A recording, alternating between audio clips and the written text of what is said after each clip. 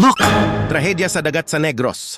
Grabe ang kadaot sa Vice Bay ug manjuyod human matabunan sa ethanol wastewater spill gikan sa nabungkag nga lagoon sa usa ka distillery.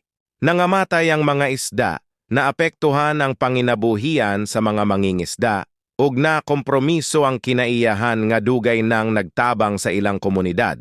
Niadtong October 26, 2025, nabungkag ang pader sa lagon sa Universal Robina Corp URC Distillery sa Bais Bay, Negros Oriental tungod sa kusog nga ulan ug linog. Tungod niini, milapad ang ethanol wastewater spill nga misulod diretso sa Tanyon Strait Protected Seascape. Nagitom ang tubig, nangamatay ang mga isda ug naapektuhan ang mga mangingisda ug negosyo sa turismo. Gisuspend sa lokal nga gobyerno ang tanan nga tourist activities.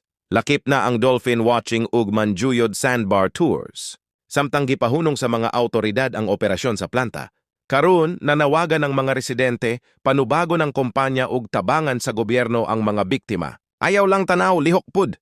I-share ang video aron madungog ang ilang tingog ug maluwas pa ang atong dagat.